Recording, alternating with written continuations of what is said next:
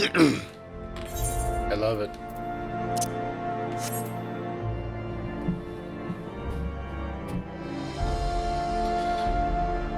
Oh, it's so satisfying. So, Emmerich, what do you have?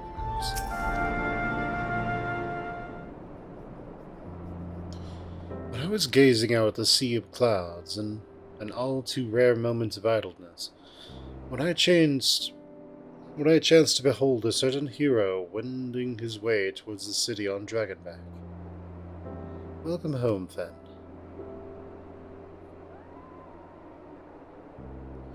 Nay, 'twas no grave matter that moved me to greet you in person. Between you and me, I merely sought respite from the pressures of office. No sooner do I surrender my role as temporary head of state than I am burdened with the position of more permanent responsibility. I fancy that it echoes, in some small measure, the way that you must feel when your improbable feats of heroism are rewarded with some more impossible challenges. The myth which guided our society for generations lies in tatters. Am I, then, to be scorned from building upon the system of nobility that I once sought to tear down? And what strange jest is this that places me at its pinnacle? An archbishop's bastard at the head of the House of Lords.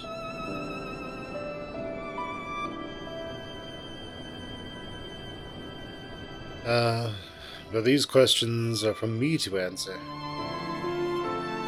It is not a man's nature to change overnight. This I learned through painful experience. And it was this hard lesson what convinced me to take the path which I now follow. Even as we rebuild the bridge between man and dragon, we must reimagine Ishgard, one carefully placed stone at a time. We must remember that it is not for us that we lay this groundwork, but for the men and women that our children will become. May their towers rise proudly from the fundament of our legacy.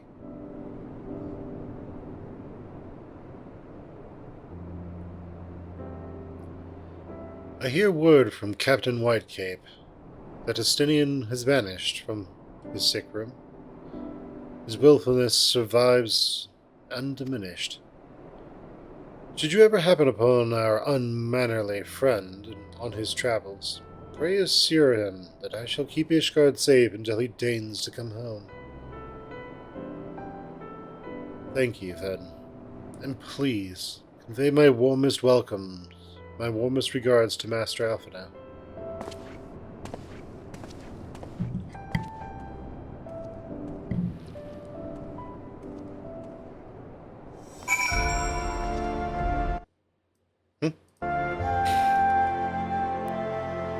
Master Alphinaud. The Litany of Peace.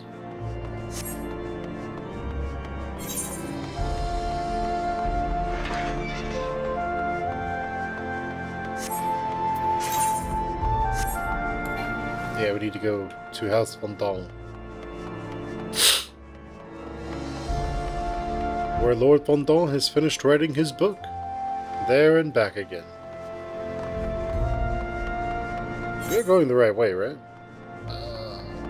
Sort of? Yes? I'm gonna go with yes.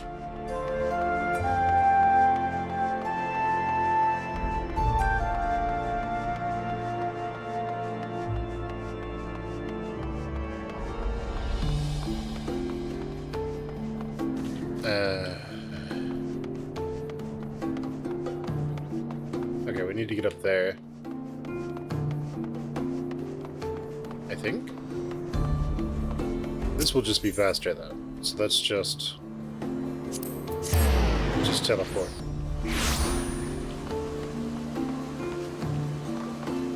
House Fondant Gate Guard. Let's go on in and see what we can find. Alphinaud, how's it going? You spoke with Sir Emmerich? I do not envy him in his new position. Ishgard has chosen a new road, but one littered with the detritus of 1,000 years of broken faith. Yet though her people may stumble from time to time, I know of none better than Sir Emmerich to lead the march of progress. As for us, there remains a small matter of ushering in a new dawn in the shadow of inscrutable Ascian machinations and a seemingly endless procession of primals. But we must too walk our chosen path, no matter how treacherous the footing.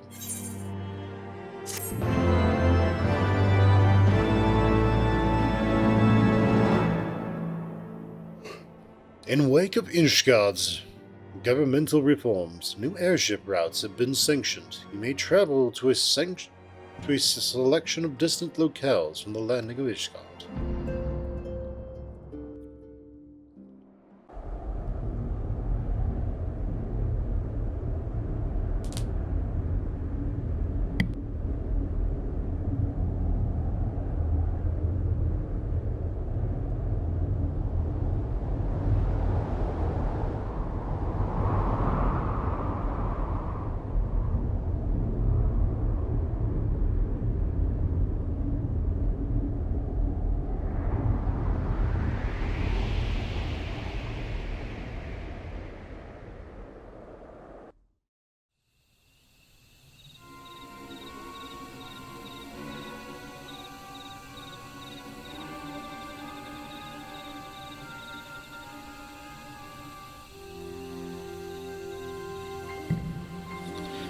Thank you, Blanharez.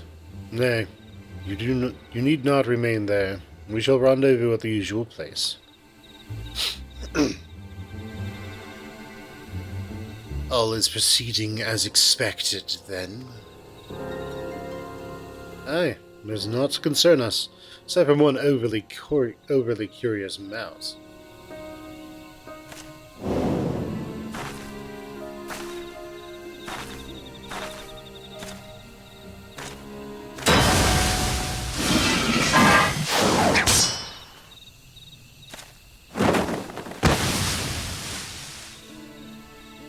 This way.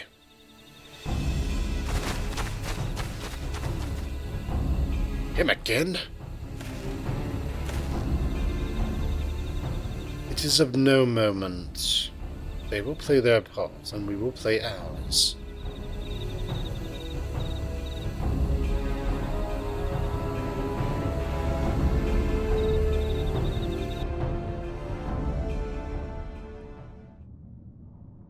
And thus did grey mists give way to azure skies.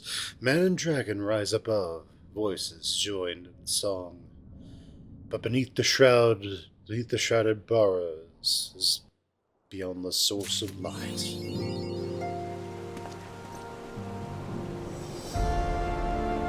Very nice. Floor the Horde.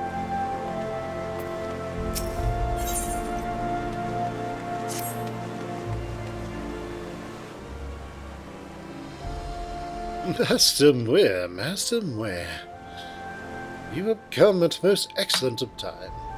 An invitation from a truly preeminent personage was delivered to the manor but a short while ago.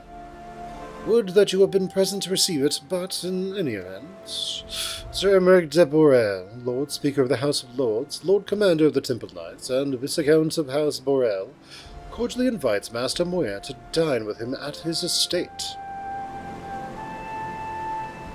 You seem surprised. The messenger assured me that his lord had broached the subject with you at an earlier date, when the arrangements for the peace conference were still being finalized.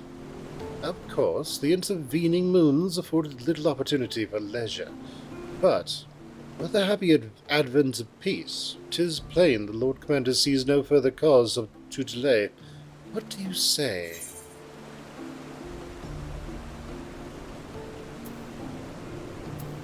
Let's do it. Indeed, who would not? Will you forgive me if I seem envious? I shall send word of your acceptance to Borel the Borel Manor. Maybe he's born with it. Maybe it's Boreal. I shall send word of your acceptance to Borel Manor at once. When you are ready, I pray report to the Astrologicum.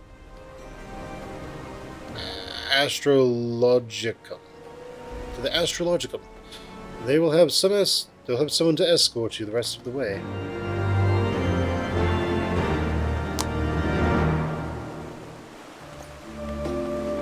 Well, promises kept. So we need to go to Astro something or other. Sounds good. Astrological.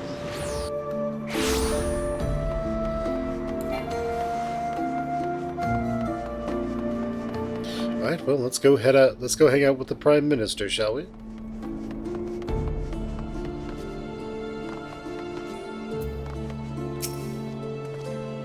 Greetings and well met, Master Muir. I have the honor and the privilege to serve as head steward of House Borel, though admittedly our staff is somewhat smaller than those of other noble families, being counted on one hand.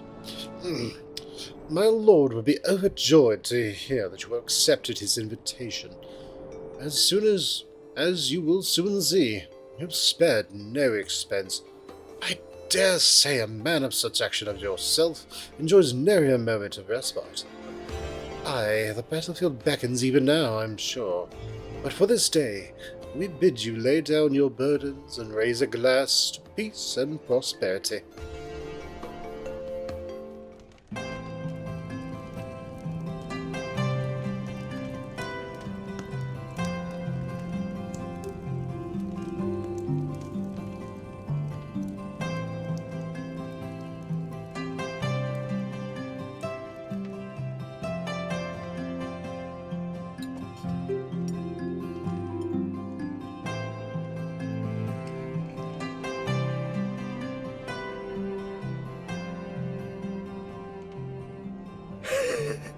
To think the Moogles would prove such harsh taskmasters.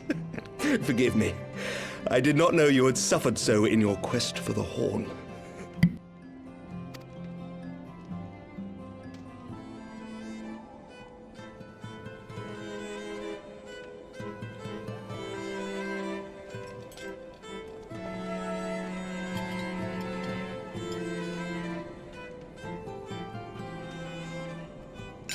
I must say, your spirited accounts always come as a welcome change from the arid reports which fill my days.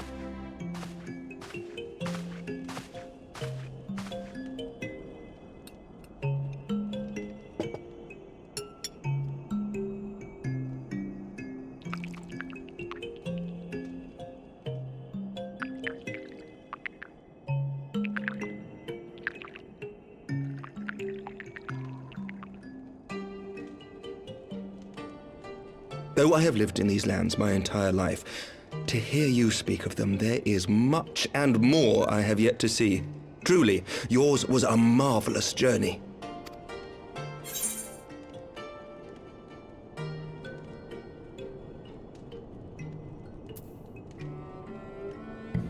Why not join me on the next? You have proven yourself to be a valiant warrior as well, Sir Emmerich.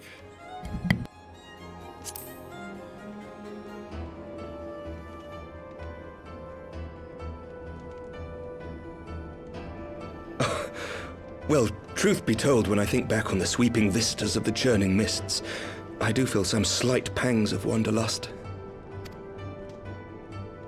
Alas, much as I would like to accept your invitation, I fear my present duties with the House of Lords demand my undivided attention.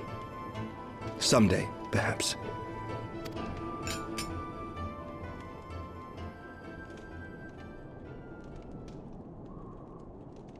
By your deeds, you have helped us to lay the foundation for lasting reform. The formation of the Republic is but the beginning, for it is not only our system of governance which must needs change. We, the people, must learn to let go of our hatreds and rise above our bloody past. I only pray that I live long enough to see us achieve some measure of success, that I might know the lost did not die in vain. I can still see you there on the steps of faith, striding fearlessly towards the worm. If you could do that, who are we to balk at the challenges ahead?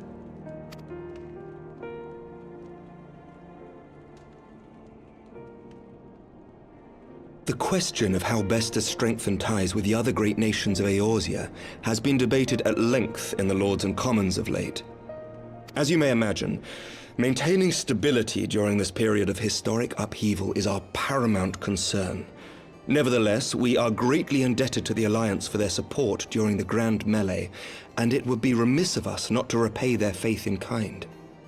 Of course, we owe you the greatest debt of all, and it is my hope that in extending our support to you and the Scions, we might also express our gratitude to our neighbors, nay, our fellow Eorzeans, whom we pray you will continue to protect. The Lords and Commons agree on very little, but not a soul in either house begrudges your order this offer of patronage. For all you have done and will do, we thank you.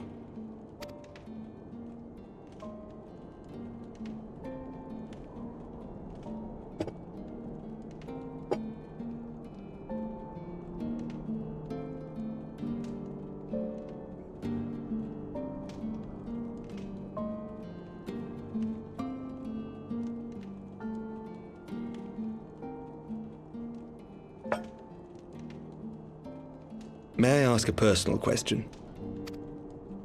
Now that the dust has settled, what will you do? Not as a scion, I mean, but what do you want for yourself?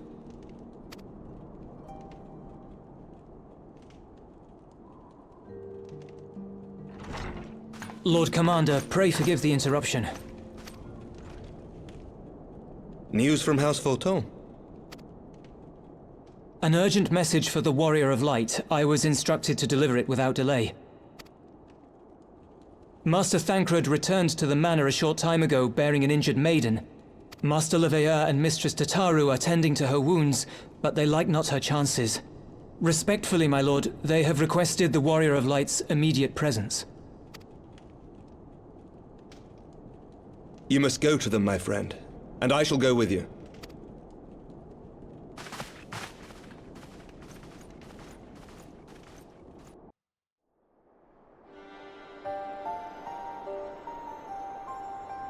For every ending marks a new beginning.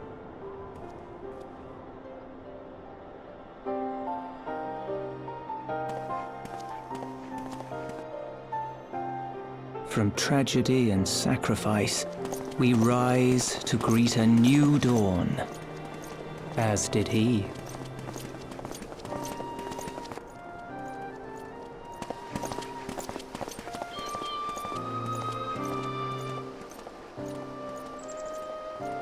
Only to be drawn unto another battlefield, another cause, as if by fate.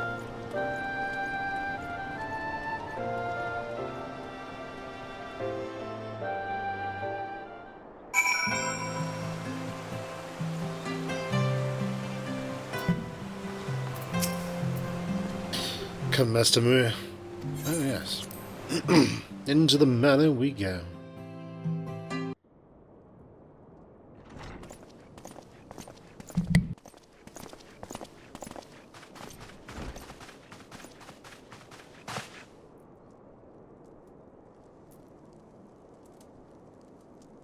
Yes.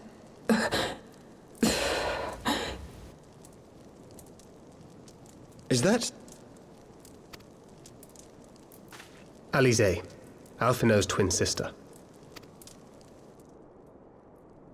She ran afoul of the Warriors of Darkness. I had been tracking them since the ceremony at Falcon's Nest. Little did I know I was not the only one. Evidently, she had learned of their activities and attempted to shadow them on her own. Poorly. I rescued her in the Twelveswood, and together we fled north. But though I made every effort to cover our tracks, they caught up with us on the Ishgardian border. And in the ensuing struggle, Elise took an arrow to the shoulder. 'Twas only after we had made good our escape that I realized it was poisoned.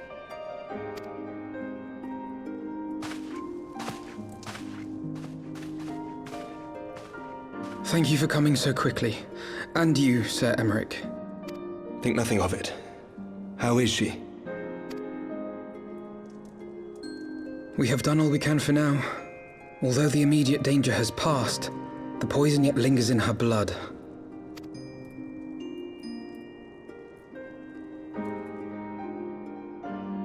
We came to Eorzea together, hoping to bring salvation to the realm our grandfather gave his life to protect.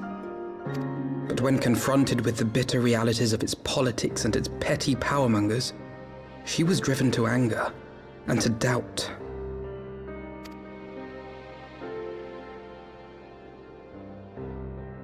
She refused to become embroiled in what she termed Eorzea's squabbles and distance herself from the Scions. Though she remained hopeful of a brighter future, she would walk her own path. Would that it had not been so perilous.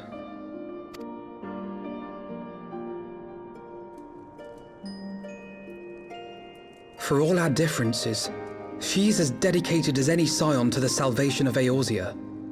But more than that, she is my sister. To be reunited with her, only to lose her forever. Gods, even to speak the words. Take heart, Master Alphino. She will be attended by our most skilled chirurgeons.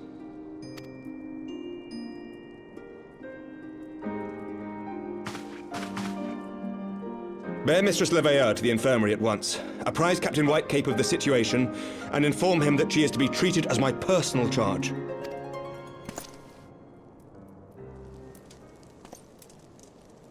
Wait, don't go. Please, come closer.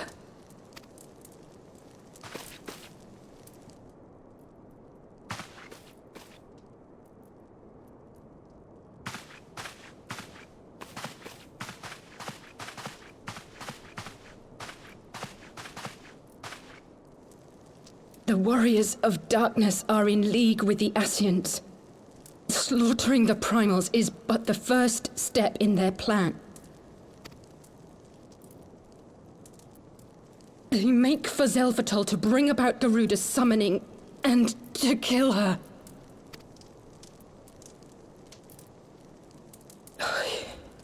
You must stop them.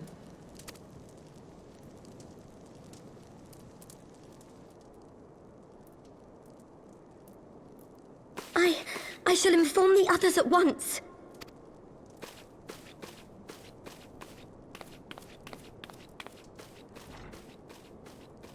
Master Thancred, I would ask that you accompany Mistress Leveilleur to the infirmary. Your knowledge of her injuries may well prove useful in determining her treatment. Of course.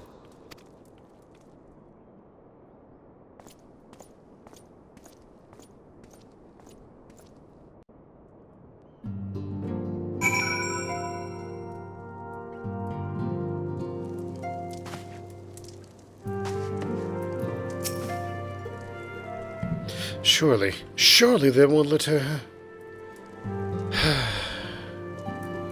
Yes, I know. We must we must trust in Captain Whitecape and his chirurgeons. Did they not bring Estinian back from the very brink of death?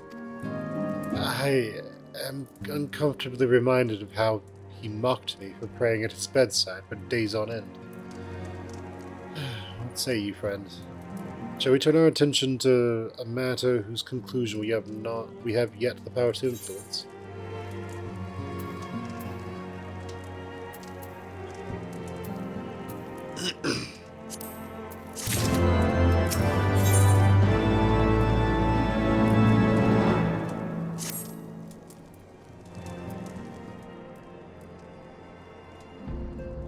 So the Warriors of Darkness and the Ascians are conspiring to bring about Garuda's summoning, that they might put her to the sword. Then, when we first encountered them in Los Athnath, they were confronting Ravana. Gods, has this been their aim all along? What do you intend to do, Master Alphino? There is much and more I do not understand. But I know this, the primal summoning cannot be ignored. Alizé risked her life to uncover this plot, and we squander her gift at our peril. Fen, will you accompany to Zephythol and help me stop the Exal's ritual? Of course. Let's go.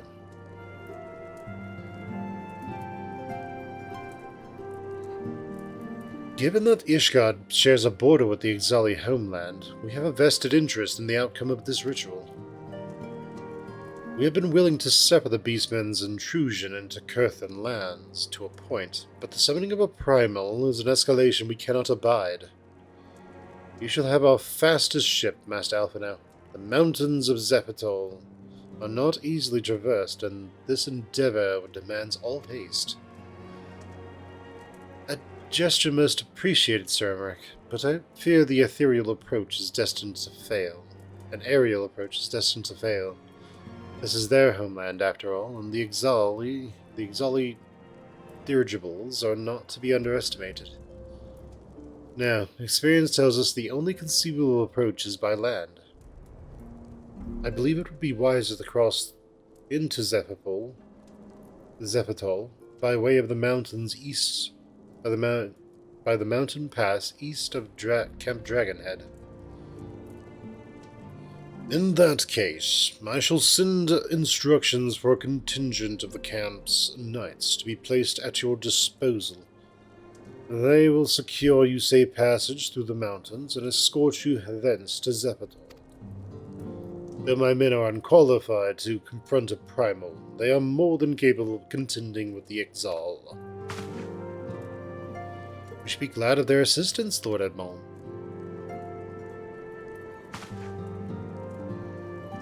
In the event Mistress Alizé regains consciousness, we will share with you any additional information she may provide. May the Fury watch over you. May the Fury watch over and keep you safe.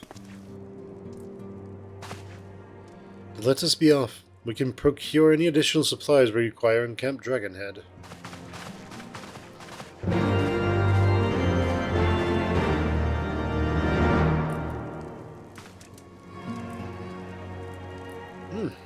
Man, I'm yawning like crazy. Hello, Alphino. How are you, boy? Have you everything you require, then? Excellent. The entrance to the pass is north of Nanalon, and due east of Camp Dragonhead. Though it is normally guarded by a score of Exali warriors, I have been informed that House Porthal Knights have allegedly dispatched them.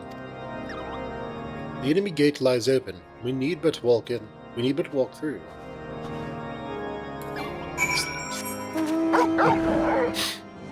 Okay, yeah, they're still just... Never mind then. Shadows in the forest.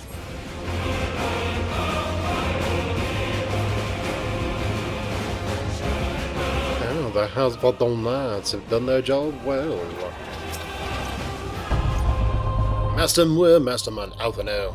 As you can see, the gate is ours. Be advised that our scouts are reporting increased activity around the first mountain. Simply put, they're up to something. And I don't want anyone interfering. We stand ready to escort you to Zephytol and aid as you see fit. The enemy will be thick on the ground. Upon arriving, let us advance with care as we search for the site of the summoning ritual. If the gods are good, we should only have to contend with the Exal, but if they are not, we may be forced to do battle with the Warriors of Darkness. Ooh.